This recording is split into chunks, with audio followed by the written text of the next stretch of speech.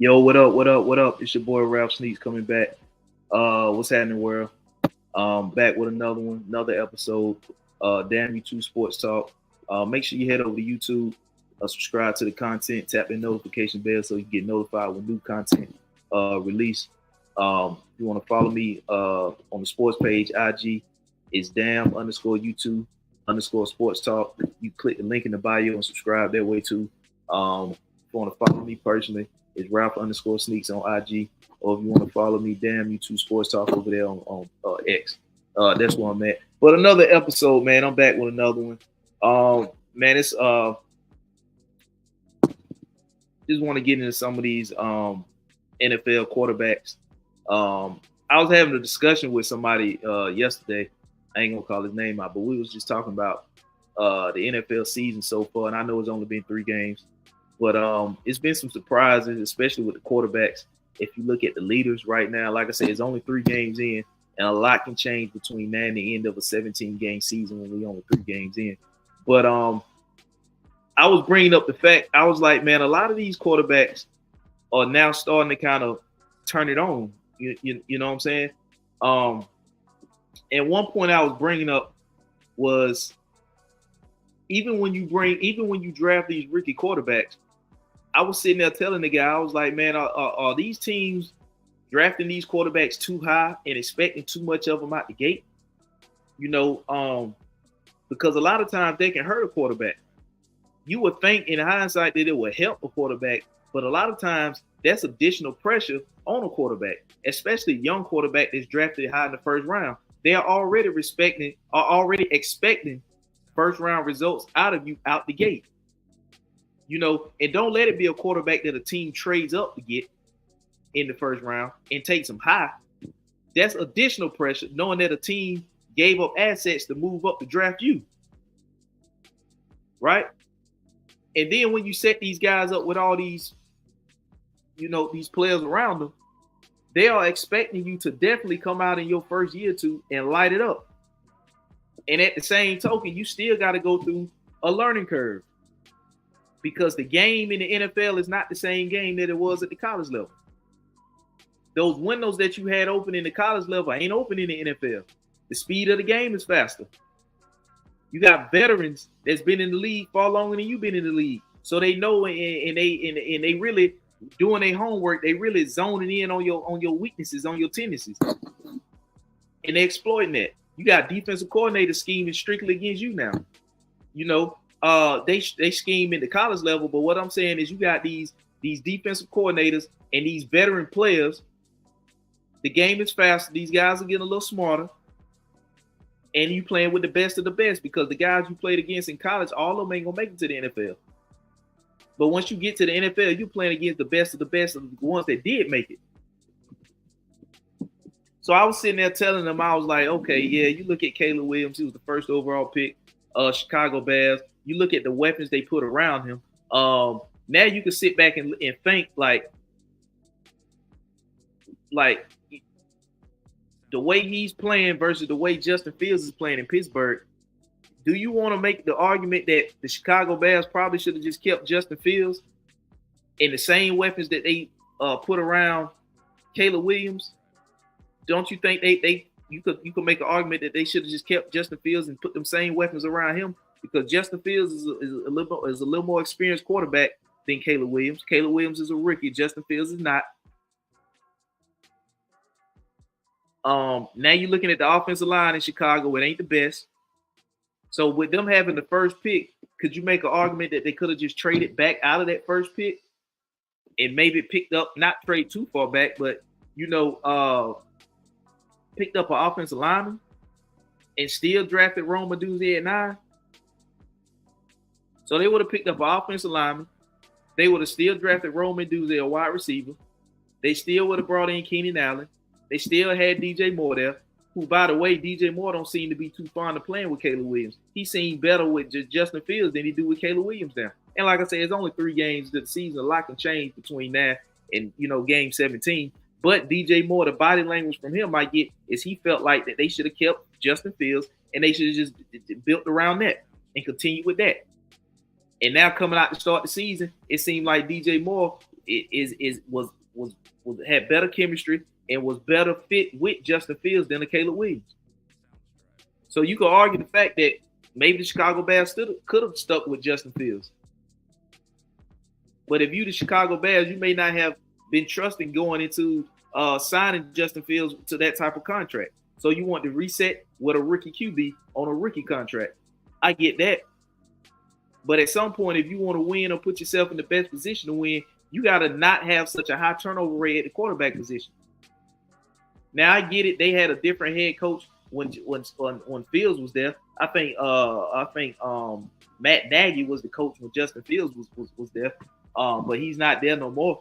But you can make an argument that the Chicago Bears probably should have kept Justin Fields. And the same weapons they put around Caleb Williams, they probably should have just put that around Justin Fields. Now, you look at Caleb Williams, I mean, he's thrown for 630 yards, 2 TDs, 4 picks. He completed 59% of his passes. The best game he had so far was this past Sunday at the Colts, where he threw for over 300 yards, 2 TDs, and 2 picks. But he also threw the ball 52 times, too. You know, I think with Justin Fields, you had more of a dual threat QB that can get the job done with his legs as well. You know, so that's what I'm asking is like, what's more important to these NFL teams? Is it the quarterback or is it the coaching staff for these quarterbacks? Because we've seen quarterbacks who are labeled bust and labeled as career backups. They're now starting to kind of show you what they can do. You look at Sam Darnold when he came in with the Jets. I think it was 2018. He was a first-round pick with the Jets. Todd Bowles was the head coach. He didn't do a damn thing with the Jets. Got traded to Carolina. Didn't do a damn thing in Carolina with Matt Rule. Left there and went to San Francisco, and he was a backup to Brock Purdy. Now he's in Minnesota, and I think he leads the NFL so far. Now, like I said, it's only 3 games. A lot can change between now and the 17-game season. We only 3 games in, but he's leading the NFL in touchdown passes right now as the Minnesota Vikings because they drafted J.J. McCarthy, and J.J. McCarthy had a season-ending injury, so he won't play this season. But Sam Darnold steps in, and I think that they were already leaning towards Sam Darnold before that season ending. I'm not sure, but it was a quarterback competition up there in Minnesota with Kevin O'Connell, and now the head coach of Minnesota. There was a quarterback competition between Sam Darnold and J.J. McCarthy. J.J. McCarthy ended up suffering a season-ending injury, and that's how Sam Darnold ultimately took over that QB1 spot. And now through 3 games, he's leading the NFL in touchdown passes. Now, week 1, I get it. They played the Giants, and the defense did a bulk of the work. I get all that. But, now looking at the situation where they played back-to-back solid opponents at home against San Francisco, in which they won that game. And I get it. No Christian McCaffrey for San Francisco. And Deebo Samuel, I think that's the game he got hurt in. So they beat San Francisco, and then they come back and beat a good Houston team. I think they beat the Houston team worse than they beat San Francisco.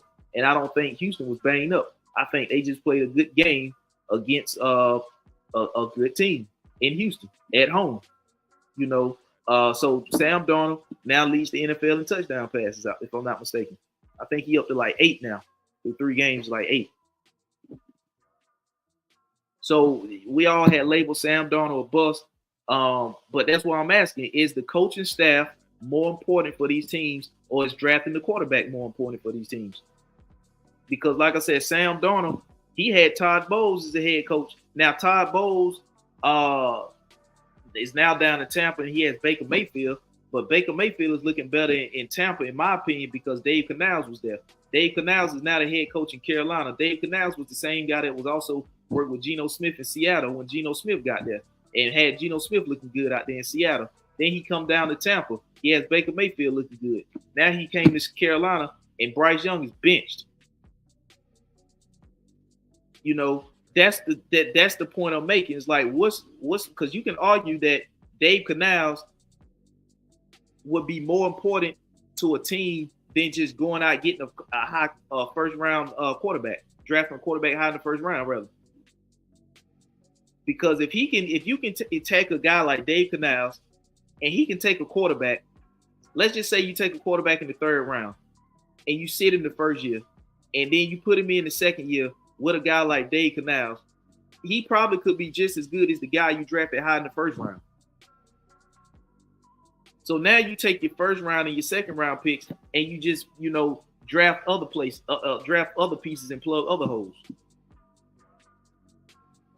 Because you look at a guy like Bryce Young. Why in the hell, if you Carolina, would you draft Bryce Young first overall with Frank Reich as your fucking coach? If Frank Reich was such a quarterback guru, from what I heard, was one of the reasons why they brought in Frank Reich as the head coach, because he was supposedly good with quarterback. Now that's what I heard. I don't know how true that is, but that's what I heard.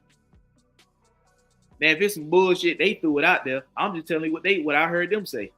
They said that was one of the reasons why they brought in Frank Reich, because they knew they were going to get a drafted quarterback with the first overall pick. And they wanted Frank Reich to be there because Frank Reich was supposedly good with young QBs. Now, if that was the case, why the fuck didn't the Indianapolis Colts keep Frank Reich? Because they were going to draft a young quarterback too. They got Anthony Richardson 4th overall in that draft. And they knew they were going to get him a quarterback. There's no way in the hell you got the 4th overall pick and you just sit there and say, oh, well, the quarterback, he slid down us and we're going to draft him. Because Bryce went first in that draft. C.J. Stroud went second to Houston. And I think Arizona Cardinals had the 3rd pick in their draft, if I'm not mistaken. But Houston traded back up with Arizona. And that's how they got Will Anderson with 3rd pick. So they had back-to-back picks in that draft. So C.J. Stroud 2nd, Will Anderson 3rd. And then the Indianapolis Colts had the 4th pick. So even if the Arizona Cardinals kept that 3rd pick and didn't trade with Houston, they still had Kyler Murray. They weren't going to get a quarterback. So the Indianapolis Colts knew they was going to get Anthony Richardson once they seen Bryce Young and C.J. Stroud off the board. So either way it go, they were going to draft a young quarterback with the 4th pick. So if Frank Reich was such a damn guru, why the hell the Indianapolis Colts didn't keep him for the young quarterback in which they was about to draft? That's what I'm saying. If what's more important to these teams, is it getting the quarterback right or getting the coaching staff right that's going to get the quarterback right, eventually lead to get the quarterback getting right? Because a lot of these NFL teams, they take these quarterbacks high and they think these quarterbacks supposed to come out. It ain't but a few that come out the gate and live up to expectations out the gate. C.J. Stroud, he had a damn good rookie season. He lived up to the expectations out the gate. Meanwhile, Bryce Young, a guy who they traded all the way from the 9th to the 1st pick with Chicago Bears, did not live up to the hype, and he's benched. Now, some of these guys, you got to look at it and understand. Like, you can look at a guy and tell, well, he got it. He just needs a little fine tuning, and give him a little time. He's gonna get better because he's already good. You look at a guy like Jake McDaniel right now, who played ball at Arizona State and then transferred over to LSU. Heisman Trophy guy. He's shown more promise in these first 3 games of his rookie season than Bryce Young has shown in 18 games or 17 games. I think Bryce played 15 last year and then 2 this year and then he benched. So I think he's like 17 games in or something like that. And I don't know why I keep calling him McDaniels, but Jayden Daniels in these first 3 games of his rookie season has shown way more promise than Bryce Young has in 17 games.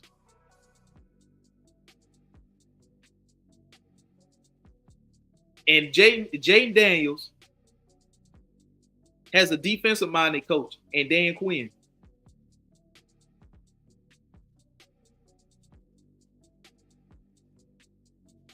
I don't want to hear nothing about no weapons. Because outside of Terry McLaurin, what other weapons do you know that they brought in Austin Eckler, and then Brian Robinson is there as the running back. But outside of that, who do you know is his wide receivers outside of Terry McLaurin? And even if you mention Terry McLaurin, what do you rank him as a wide receiver in the NFL today? Is he a top 10 receiver? Is he a top 15 receiver? Some guys just got an it factor in it, and some guys don't. You look at Jayden Daniels, how he played. You feel much more comfortable with him under center than you do Bryce Young. And I'm not saying that based off of the first 3 games we've seen. You just look at his. You can look in the preseason and see that he looked much more prepped and ready to come out there and start. And like I said, he has Dan Quinn as the head coach. Bryce had Frank Wright. Where would you rank the Washington Commanders offensive line versus where you ranked the Carolina Panthers offensive line last year? Now, sometimes these quarterbacks are hit, and you could go off of what they're doing and be like, okay, I see this guy, he has potential, and it's not going to take him long to tap into it. He just got to get his feet wet, and he ain't going to take long to get his feet wet because he makes good decisions, and he's giving what he's taking what the defense is giving. He's not trying to do too much. He's throwing the ball in a timely manner. You can tell some guys understand this coming into the league, and some guys get in there and they get cold feet, and they don't. And I think that's what happened with Bryce Young. He got cold feet. Even when Jayden Daniels was playing at LSU under Brian Kelly.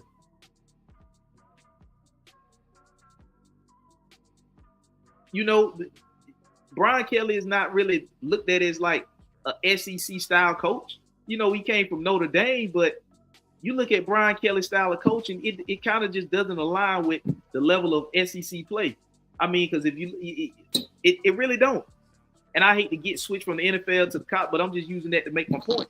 You know, when Bryce was at when Bryce was at Alabama, I mean, he had playmakers all over the place. So it was easy for him to look like that under Saban. So once he get to the NFL and it ain't like that, he get cold feet and don't know what to do. But you look at a guy like Jay McDaniels who played out there at Arizona State and transferred in the portal over to LSU. So he played with two different coaches. He played in two different styles. He played in two different conferences. And he was able to translate from what he was able to do in Arizona. And we know him more from LSU and what he did there than what he did at Arizona State. But he was able to make the transition from Arizona State to LSU and then ultimately became the second overall pick. So you can kind of understand he had, you know, the transition was better for him. You know, he you know, second overall pick. And he just looked more comfortable in his first 3 games than Bryce did in 17, 18 games so far that Bryce appeared in, played in. 17 games, I think it is. But then you look at a guy like Justin Fields, look at how he looked under Matt Nagy in Chicago. He don't look like the same Justin Fields in Pittsburgh now with Mike Tomlin as the head coach. And now one could argue that maybe he's saving Mike Tomlin's job. Because Mike Tomlin was one of them guys I had kind of like up in the air as being on the hot seat. You know, I understand that Mike Tomlin, he ain't had a losing season since he's been coaching in Pittsburgh.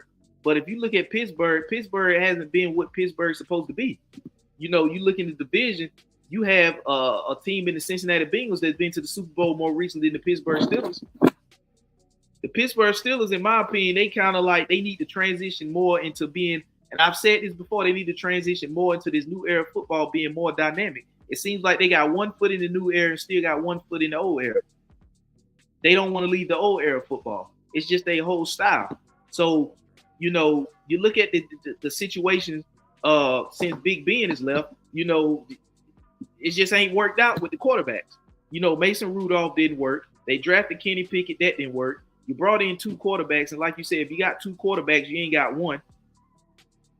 So now Justin Fields is playing damn good ball in Pittsburgh.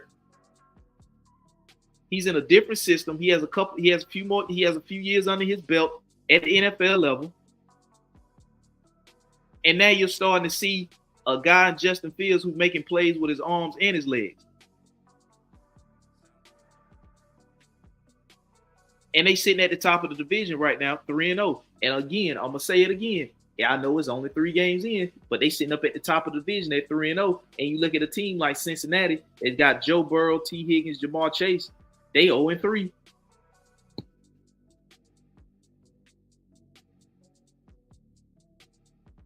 So yeah, when you look at these quarterbacks, man, a lot of times, for example, Caleb Williams, I understand they got guys in there for him to succeed and be successful.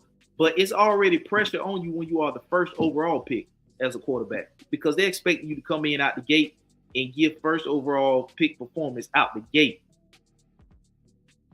Now it's going to be additional pressure on top of being the first overall pick because they've already surrounded you with weapons to get the job done. DJ Moore's there. They drafted Rome Odunze, another young guy you can grow chemistry and develop with. And they got Keenan Allen, a good, solid veteran receiver when he's healthy and out there on the field. And they brought in DeAndre Swift. And you got a solid tight end in Cole Kmet. So with being drafted first overall, there's pressure. And now you come to a team that they went out and added weapons to you, which is additional pressure. That's sometimes when you're a rookie quarterback, and I hate to keep bringing his name up because I don't want to make it seem like I'm just running and stomping him down the ground, but I got to bring up Bryce Young. Bryce Young in his rookie season didn't have nothing near what Caleb Williams has in his rookie season. But when your team is not like what the team the Chicago Bears has provided for Caleb Williams in your rookie year, what you need to do is show progression. Show that you have a ceiling. Show them that, okay, well, we don't have this and this and this, and this guy's still looking like this. He's only going to get better. But when you come out there and look a certain way, and I'm not saying it because a lot of times the talent got something to do with it, but a lot of times it's just cold feet.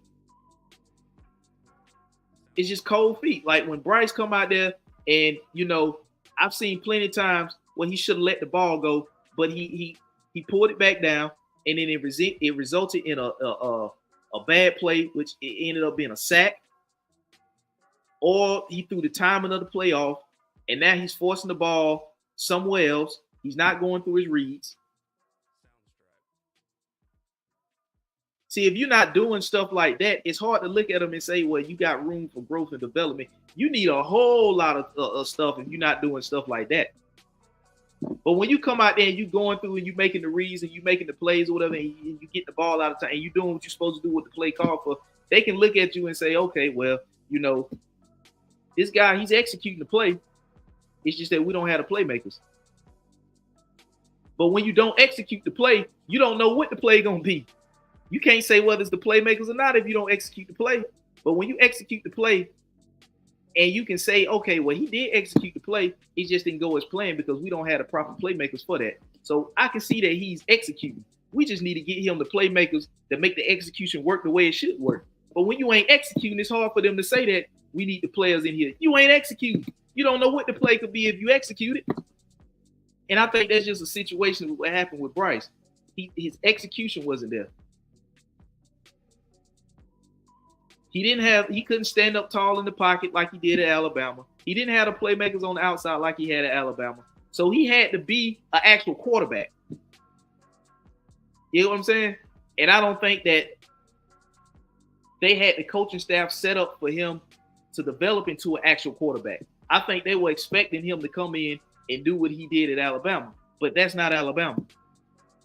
And it was a whole lot of pressure on it because they traded up to the number. First of all, it was pressure to be the number one pick. Second of all, it's pressure when a team trades up to draft with the number one pick. So that's the situation that was going on there. So again, I'm asking, it's like, what's more important to these teams? Is it the actual quarterback or is it the coaching staff that's going to get these guys, get the quarterback position right? Because I just named three guys. Sam Darnold, when he was with the Jets, he had Todd Bowles. He didn't do a damn thing. Went to Carolina under Matt Rule, didn't do a damn thing. Went to San Francisco as a backup behind Brock Purdy. Now he in Minnesota, leading the league so far through 3 weeks in touchdown passes. And it's beating two solid teams, two of these first 3 games in San Francisco and Houston. Then you got Baker Mayfield, who had Dave Canales last year. He didn't do a damn thing when he had Hugh Jackson. When he got drafted to Cleveland, had Hugh Jackson as the coach. He didn't do a damn thing there. And they had some weapons around him. Sometimes guys just feel comfortable going out and just getting with the right staff. Maybe Hugh Jackson and his staff wasn't right. But now he's down. He also came to Carolina. Didn't do a damn thing there. I think they ended up releasing him. And he went to finish the season out with the LA Rams. And after that season, he became a free agent, and then he got signed by Tampa. And now he's looking better. He's looking the best in Tampa that he's looked since he's been in the NFL. And Todd Bowles is the head coach there. But I'm not saying that Todd Bowles is getting all the credit, but you can give Todd Bowles some credit because he seems to feel comfortable with Todd Bowles this year after Dave Canal departed and took the head coaching job over there in Carolina. So he seems to still be playing solid ball, even without Dave Canals, and Todd Bowles is still the head coach there. So, Baker Mayfield may just have found a home. He may just have found teammates, and he may just have found the guy in Dave Canals that taught him some things that stuck with him and is transferring over until the second year in Tampa, now that Dave Canals is gone. So that was Dave Canals was good for Baker Mayfield, combined with the fact Baker Mayfield has some years under his belt in the NFL now. So you can argue that Dave Canals was a good fit, even though he was only with Dave Canals for a year. The things that he learned under Dave Canal was a good fit for him, combined with the few years, the years he now has under his belt at the NFL level as a quarterback. So sometimes these guys, going from team to team, get with the right staff, combined with the years they now have under their belt in the NFL, is the best thing for them. Not everybody coming right out the gate is going to be clicking on all cylinders as a rookie. You look at Drake May. He was drafted 3rd overall to the New England Patriots. He's backing up Jacoby Brissett. Now, I'm not sure how much of Drake May is going to get developed over there with Gerard Mayo as the head coach of being a defensive guy. I don't know. Because, like I said, Jayden Daniels is in Washington, and his head coach is Dan Quinn, a defensive guy. Now, you can't compare Jayden Daniels' style as a quarterback to Drake May's style as a quarterback. I think Jayden Daniels is more mobile than Drake May. So you kind of got more. You got more of an offensive skill set with Jayden Daniels, in my opinion. Both guys being drafted to defensive-minded teams with defensive-minded head coaches. Now I think it's just a matter of time before the Washington Commanders defense gets better. I don't think Dan Quinn is the secondary over there ain't good, but I think it's just a matter of time with Dan Quinn being a defensive guy that they're gonna fix that issue on the defensive side of the ball. They're gonna get better because they know that they got a guy they can rely on in Jayden Daniels, and he's showing through 3 games. And like I said, it's only 3 games, but he's showing a lot of things in 3 games that you necessarily don't have to you really don't have to micromanage him that much. You really don't.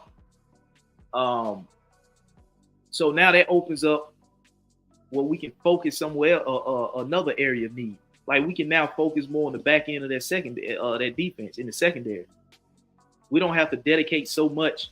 Where you still want to dedicate to your young quarterback. But what I'm saying is you don't have to hold his hand every step of the way. There's some things that he came into the NFL already knowing in advance in. So there's no need to really stay right there too long because he got that. Let's move forward on what he's got, but he don't quite got. But we can identify that now because he's doing some good things in his first three games. He's making good decisions. He doesn't have an interception. Despite him not even having, you can't even name the receiving corps outside of Terry McLaurin. And a lot of people don't realize Zach Ertz over there. But Zach Ertz now ain't the same Zach Ertz that he was in Philly. They brought in Austin Eckler, a safety valve running back. They can catch the ball out the backfield. Brian Robinson. They not necessarily lighting it up on the ground rushing. They doing just enough. And Jay McDaniels is doing enough with his legs. But outside of that, and then they traded away one of the receivers this offseason over to the Eagles, Dotson. So they don't have that. So you can't even really name the receivers that they have out there. Or they just drafted Luke McCaffrey. So, through 3 games, Caleb Williams with DJ Moore, with Rome Odunze, And Keenan Allen's been banged up. Has 4 picks and 2 TDs. Complete 59% of his passes through 3 games. But Jay McDaniels with just Terry McLaurin has 644 yards, 2 TDs, and no picks. Complete 80% of his passes. So he's a good decision maker. He's showing you that he's a good decision maker. You know,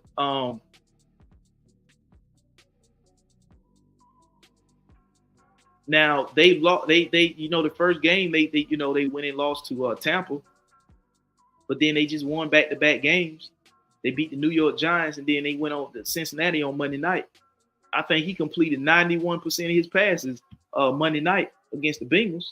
254 yards passing, 2 TDs, and 91% completion. Now those were his first 2,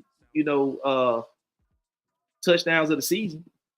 But 91% completion as a rookie in a game, completing 91% of his passes. Now I don't know, is that just is that more of Jay Daniels making the right reads and being cautious with the ball and doing what the play calls for it to do and not turning the ball over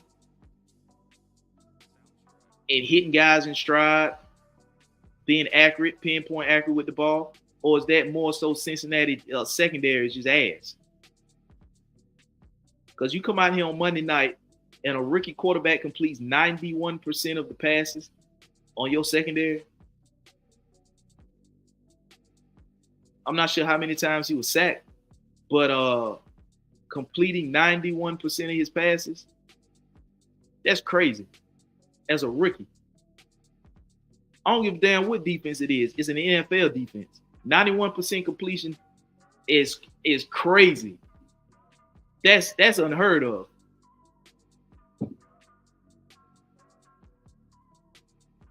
So, you look at Jay Daniels. I mean, you wouldn't think that Dan Quinn would be the best fit for him as a head coach, but you look at Jay Daniels' style of play and, what you've seen from these first few games of the season from him, combined with what you've seen from him coming out of LSU. There's not so much holding his hand you got to do. There's not so much micromanaging him you got to do, because he seemed to already grab some things coming into the NFL that you don't have to hold his hand and go through him with, because he's already kind of got that. So let's move on to the next phase.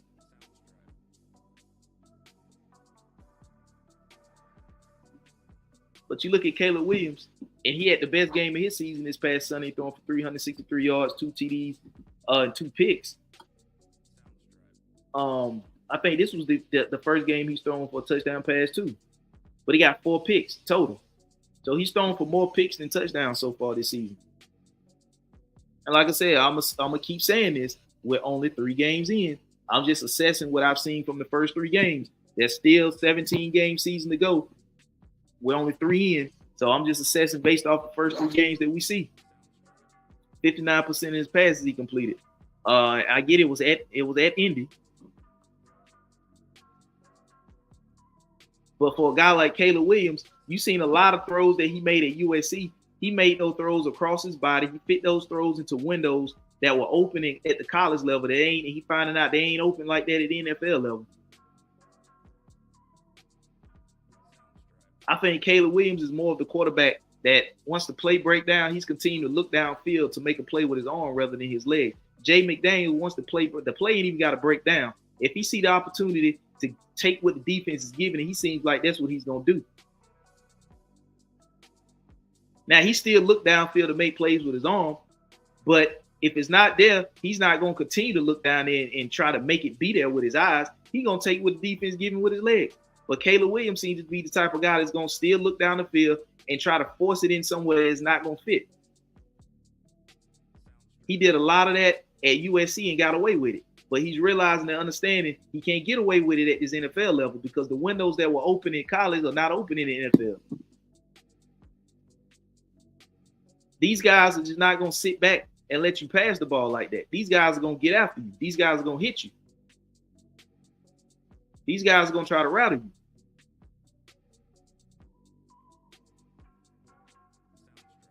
You know, like I said, Drake May, third pick. He's backing up Jacoby Brissett in New England. Michael Penix, the 8th overall pick to Atlanta, backing up Kirk Cousins.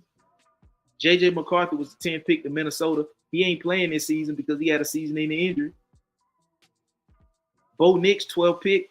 He's starting over there in Denver with Sean Payton as his head coach. And so far this season, he hasn't thrown a touchdown pass. 600 yards, no TDs, and 4 picks. 63% completion. Now, his best game probably was Sunday. A game in which they won at Tampa, 216 yards, even though he had more passing yards the previous week against the Pittsburgh Steelers. But he had no he didn't throw for a touchdown Sunday, and he didn't throw for an interception either. And I think he completed 69% of his passes for only 216 yards.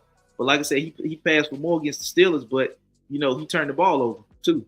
But he didn't turn it over here on the road at Tampa. And they got the first win of the season. So, you're looking at these QBs. I think that this is my personal opinion. I think that it's more important for these teams to get the coaching staff right for these quarterbacks than it is to get these quarterbacks and throw them out there and you ain't getting the results that you're getting, because you're only gonna get guys fired when that happens.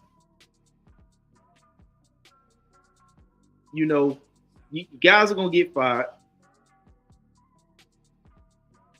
You're gonna bring in another coach, which is gonna bring in his own guys, which is gonna put that quarterback under another system and another scheme that he's gonna have to learn.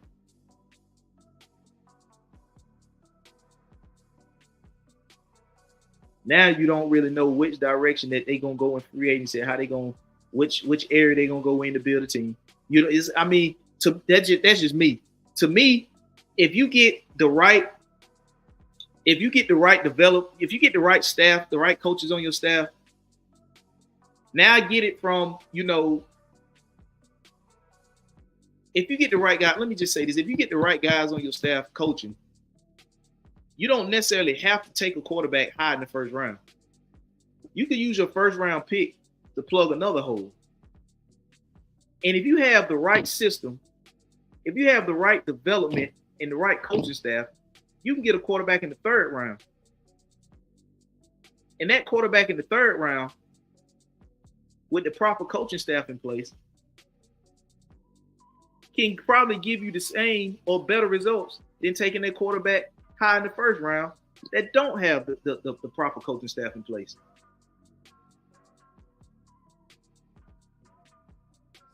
I mean, obviously, you took the guy in the first round because his talent said he was a first round pick. But if you look at Daniel Jones, is Daniel Jones playing like a first round talent? Now I understand they got all kind of issues going on up there with the Giants, up there in MetLife with the Giants. I get all that.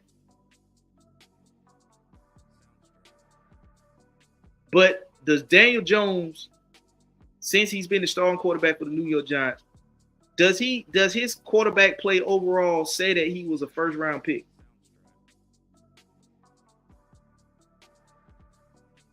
And then you don't have the coaching staff in play for him. If Daniel Jones didn't get drafted in the first round, what round do you think he would have went in? What round do you think he would have got drafted in?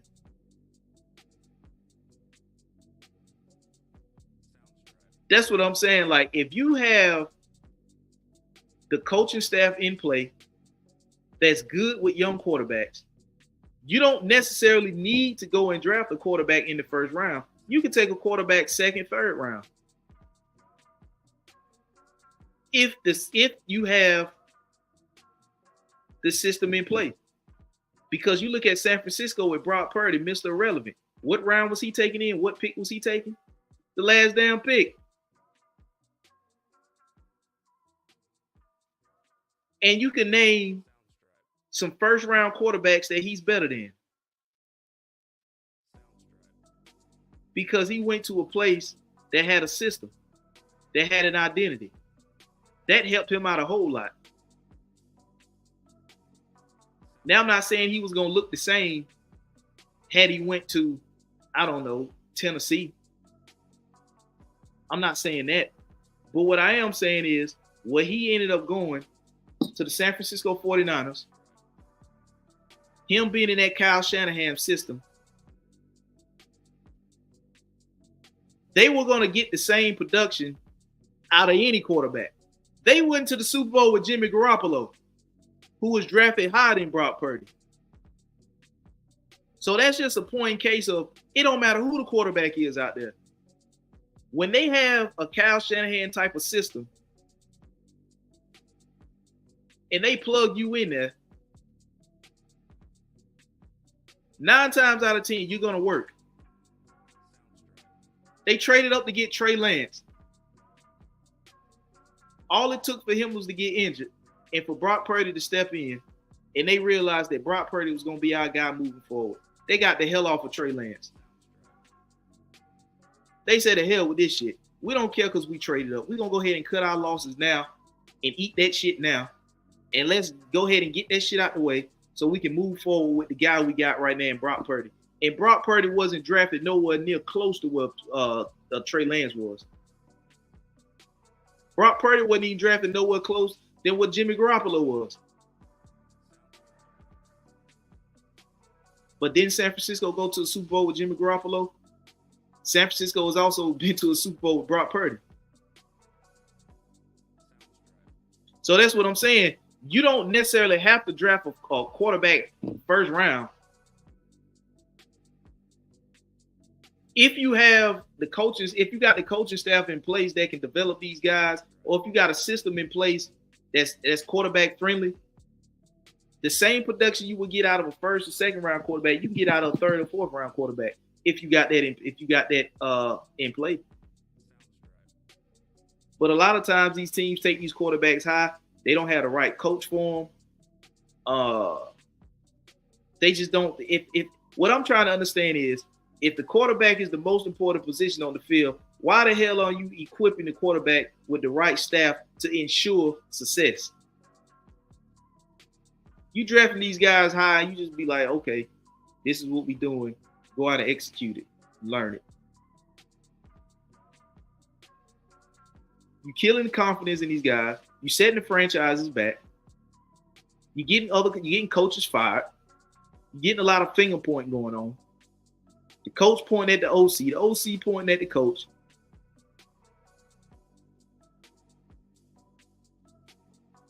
Now you got a lot of people just pointing fingers at each other because it's not their fault. As an organization, you got to understand and know that if we're going to get a quarterback high, let's make sure we have the coaching staff that's properly equipped to ensure success with the most important position on the field, which is quarterback. But when you ain't got that, all kind of shit goes south. Fingers start getting pointed. Folks start getting fired. Confidence in not only the quarterback, but the team go down because a lot of these people, they don't want to admit and say when they fucked up. What they do is they go out there and they keep rolling with the guy that's not doing what they thought they should do because they trying to find some justifiable reason, just like the New York Giants. Why the hell ain't the New York Giants rolled off of Daniel Jones yet? Why haven't they turned to a guy that can give them some kind of spark? But yet and still, Daniel Jones, $40 million a year, getting drafted where he got drafted. The New York Giants are going to continue to roll with him to find some type of justifiable reason why. They hoping that he give them some type of spark so they can say, I told you so. But that ain't happened yet. They still rolling with this guy because of what they drafted him and how much they paying him. Just cut your ties and say, look, we fucked up. It didn't work out like we thought. We got to move on. We can't stick with this guy, continue to go down here and not only bring him down, but bring the organization and the rest of the team down. Instead of just taking accountability and saying we fucked up, maybe we shouldn't have drafted him this high. And if we did draft him this high and recognize that he ain't the guy, let's go ahead and move off of him and get a guy in here that can get his team a spark, that get this team back the way it need to be. Because you continue to roll with the guy just so you can say, just to try to cover up your fuck up. You fucked up. Just take accountability on that. You fucked up. You didn't have anybody. Now, they did make the playoffs. I think that Brian DeBall first year there, I think they made the playoffs. But then one could say that was a fluke because since then they ain't done a damn thing. They've been going backwards since then. So yeah, he came in his first year and he had a fluke season, which I think he made the playoffs. But then last year, nothing. This year so far, nothing. Now last year they had a lot of fundamental errors. They lost some games down the stretch where it was a penalty or a turnover or some fundamental that they did that cost them the game. And I think they lost like 4 games like that or something like that, 4 or 5 games or something like that, in which it was a close game and they could have or should have won the game, which they probably would have been in the playoffs. But that's just like I'm saying, that's going backwards. You know, you go to making the playoffs, so you can't even do fundamental shit right. It's costing you games. You're going backwards at that point. That's not what we want to, as an organization. That's not what hell. That ain't what I'm trying to do. You know, obviously some of them teams trying to do it because they still doing it, but that ain't something that I would be interested in doing. But like I said, man, a lot of these quarterbacks, they don't have, a lot of these organizations don't put the proper staff in place for these guys. You know, you look at C.J. Stroud, who lit up the damn NFL last year. You know what I mean? C.J. Stroud, who had over 4,100 yards last year in 15 games, 23 TDs, 5 picks, and completed 64% of his passes. He lit it up as a rookie. And he had a defensive coach in DeMeco Ryans. So you can look at some guys and say, well, yeah, they got it. And they're saying a lot from a guy that come from Ohio State because we all know a lot of Ohio State QBs don't really pan out to be what they should be in the NFL. But he came from Ohio State and he panned out and he had a rookie head coach, a rookie defensive head coach in DeMeco Ryans. But they saw that this guy, C.J. Stroud, had the tools, had the mechanics, and there was a lot of things that he came into this league already knowing. And they didn't have to really hold his hand through a lot of that stuff because he already knew that. They didn't have to micromanage this guy because he already knew a lot of those things coming into this league. So they were able to go and get a head coach in DeMeco Ryans, rookie head coach. He can grow with this team.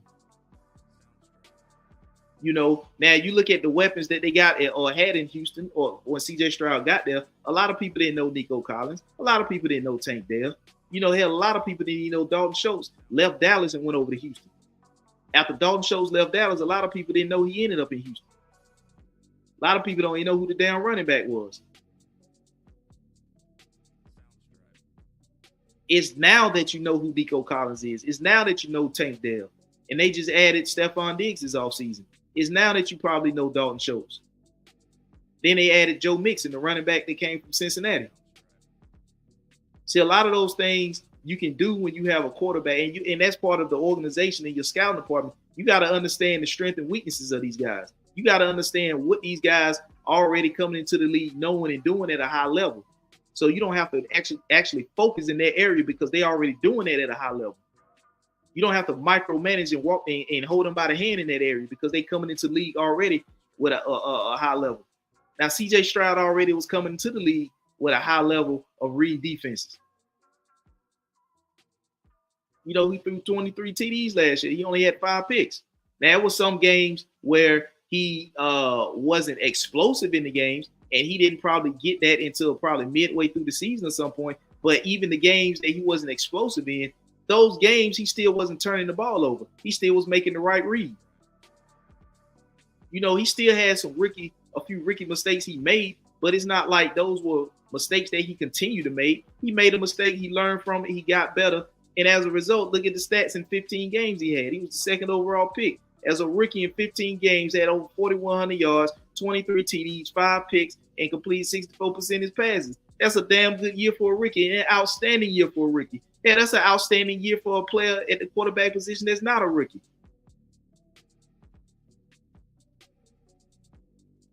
You know, so you got to identify the strengths and weaknesses of these dudes. That comes from your scouting department.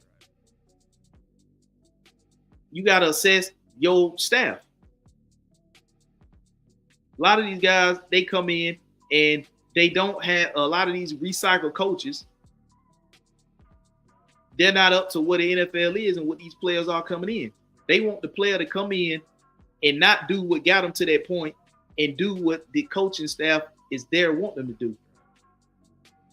But you can't wait till a guy get all the way to the professional level and try to change his game. You got to go with what got this guy. It's a reason you want to draft this guy high in the first round, or a reason you did draft this guy high in the first round. You didn't draft this guy high in the first round to change his game to what you want it to be. You're going to have to adapt to what his game is and what the NFL is. You're going to have to put guys on your staff in place for that. You can't bring a guy into the way you can, but it wouldn't make sense for you to bring a guy, especially if you draft him high, into the league and try to change his game to fit your coaching style. It would be much better if you change your coaching style to fit his game. Now I get it. Some guys come into the league and they got it. And some guys come into the league and they don't. You got to hold their hand and you got to micromanage them through this thing. Guys like that, you got to give them a short leash. If they don't get it, then they're not the guy for you. Go ahead and cut your ties. It's an L. Take accountability. Move off of it. Get what you can get. So the sooner you move off of it, you can start the process of replacing them and moving forward with the team. But when you do things like the New York Giants, pay Daniel Jones and try to find a justifiable reason why you should stick with him, and it ain't working out, you just only going backwards at this point. Instead of just taking accountability and taking the L, taking the loss, the sooner you do that, the sooner you can go ahead and move forward what you need to move forward with and get the team going back in the right direction. But that ain't what you're doing.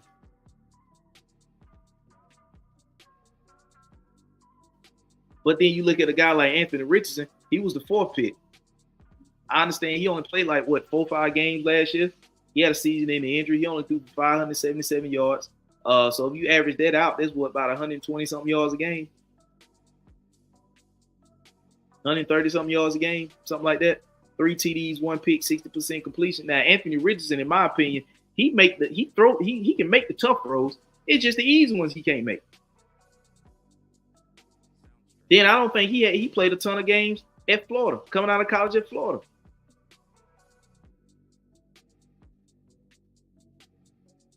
So, yeah, I mean, some guys are going to get better the more they play. But some guys, you look at it and say, look, it don't matter how much they play. They just making the same mistakes over and over and over. And if we want this guy to be anything close to what we drafted him to be, we're going to have to get some guys or a guy on this staff that can get this guy right. And if he can't get this guy right, then he ain't the guy. We need to start doing this shit ASAP. That's why I wasn't mad at the move Carolina made with benching Bryce. There's no need to continue down this road week 9, 10, 11 when you ain't won but 2 fucking games and you pretty much out of playoff contention, and now you want to turn to a veteran quarterback. Why the hell you couldn't do that early in the season? That's why I'm not mad that they did it 2 games into the season, because you still have plenty of time to turn this thing around. But if you wait to 10, 11 weeks later to try to turn this shit around, you ain't going to turn it around.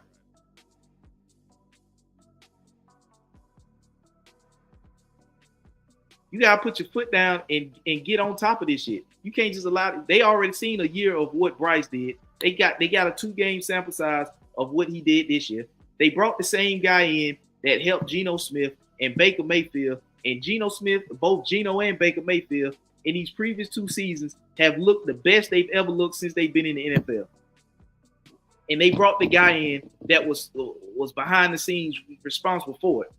They brought him in as the head coach. And in 2 games, Bryce looked the exact same as he did last year. So they benched the guy, bring in a veteran quarterback, and they go off and put up more points in this past week at the Oakland Raiders. I don't know why I keep saying Oakland, but the Las Vegas Raiders, they put up more points in their game than they combined in their first 2 games. They moved the ball on offense. The body language of these guys was completely different on both sides of the ball, the offense and the defense. The run game actually got going. Just the whole energy and morale of the team seemed to be higher and more positive. The body language was much better, much, much better. Now you lost Adam Thielen to a hamstring injury. But still, they got Cincinnati. They got Cincinnati this week coming up. But still, they saw that these first 2 games, Bryce came out with a different guy looking the same way he did last year, in which he only won 2 games. So they said, no, we can't have another season of this. Let's get this guy out right now, sit him down, let him watch a vet, let him sit behind a vet and watch, because some of the same things he coming out starting this season doing, he was doing last year that only resulted us in 2 wins. We don't want to be that same 2-win team again this year. So let's bench this guy after 2 games while we still got plenty of time to turn this thing around, instead of waiting to the end of the season when they have absolutely no chance of turning it around and they just playing games because that's what the NFL schedule said they got to do. So you're sitting at 1-2. Now, I'm not saying they about to go off and be a Super Bowl contender, but now you can see what the team is capable of now that they went to a veteran guy. And like I said on the previous episode, this might be what Carolina's new formula needs to be. They probably don't need to draft quarterbacks high no more. They probably need to either, 1, go with a veteran quarterback, or 2, if you're keeping Dave Canales for the long run, for the future, you don't need to draft a quarterback high in the first round, because you have a guy that can develop the quarterback, and he's showing you that with Baker Mayfield and Geno Smith he can do. Those 2 guys in these previous 2 years have looked the best they've looked since they've been in the NFL under this guy, Dave Canales. So you don't necessarily have to go and get a first-round quarterback. You can probably get a quarterback in the 3rd round and get the same results that a team is getting out of a first-round quarterback, because you have a guy that's good with quarterbacks now. So you can use your 1st and 2nd round picks to go other places, plug other holes.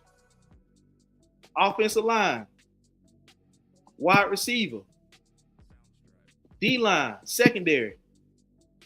Because I always say that a veteran quarterback can teach a younger wide receiver than a veteran wide receiver can teach a younger quarterback. Andy Dalton can teach Xavier Legette.